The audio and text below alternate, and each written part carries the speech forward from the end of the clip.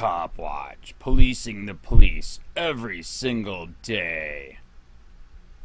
Deputy Nebergall now faces prison time, and the judge ordered him into custody. Sworn to uphold the law, but tonight a Palm Beach County Sheriff's deputy finds himself in jail after a jury finds him guilty of attempted rape. CBS 12's Chuck Weber has followed this week-long case from day one and is live with what some are calling a surprising verdict. Chuck?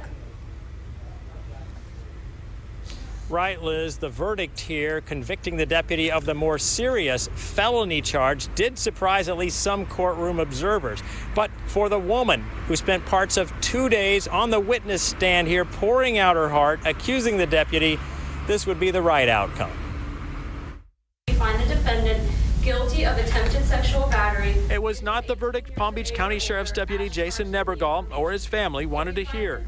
Jurors found Nebergall guilty of attempted rape while armed and battery, not guilty of a second battery count. Deputy Nebergall now faces prison time, and the judge ordered him into custody right away. I don't think it's necessarily a black eye on the Sheriff's Department in and of itself. Veteran West Palm Beach criminal defense attorney Greg Lerman says while it's not the first time a law enforcement officer has been on trial or convicted, it's rare. You're talking about a small percentage of officers in any of the departments. Deputy Nebergall had returned to the victim's home on his own after earlier calls there. The woman testified Nebergall forced himself on her, pulling up her shirt, kissing and touching her, ultimately exposing himself. But Deputy Nebergall on the stand denied each allegation, insisting she lifted her shirt, and when she bumped into him, he pushed her away, explaining his DNA on her chest. Lerman says the DNA was likely important to jurors. They went through the evidence, they weighed the testimony of both parties. The victim and her family declined comment at least until sentencing day in August. Now, the sheriff's office has pointed out that they were the agency investigating their own deputy here and bringing this case to prosecutors.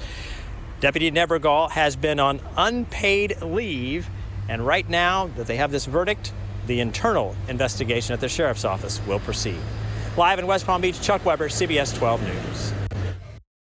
Just this morning on the WPTV News app, and a lot has happened since then, so let's get you caught up here. At this hour, a Palm Beach County Sheriff's deputy is out on bond after going before a judge to face 2 counts of rape. We also know now that investigators say that this deputy apparently used his position in law enforcement to force himself on the victim. These are the allegations. The Now's Wanda Moore has been following this story all day for us. She's joining us now live with an update. Wanda? Well, Jason Nebergall had his first appearance in court today. A disturbing case, the state argued, because they say he misused his position of trust. Mr. Nebergall, Mr. Cleary will inform you of the charges. 2 counts of rape for 38-year-old Jason Nebergall, a 9-year veteran of the Palm Beach County Sheriff's Office. He briefly appeared in court where the bond was set at $100,000. So he would have active duty this weekend for his month. And I think we will work on getting him out on bond. We will defend the case vigorously. That's pretty much all I can say right now. According to the investigative report, Nebergall sexually assaulted the woman he first encountered while responding to a call on July 21st. The victim called the sheriff's office to report a dispute in which she claims her landlord got into a physical altercation with her. When Nebergall arrived, the report states he said to the victim, quote, "You look pretty. You don't look like you've been beat up twice." He offered to come back later to check on her. Around 6 a.m., he knocked on her door. When she opened, he began kissing her. He took her hands and touched his pants. The victim said he then pulled out his genitals and touched hers.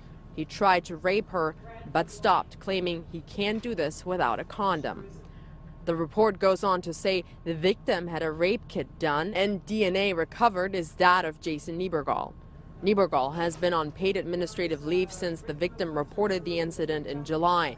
His lawyer said he is in the Air Force Reserve. I do think the state's request is reasonable. I'm setting $50,000 bond per count. No contact with the victim, any person under the age of 18, and no weapons.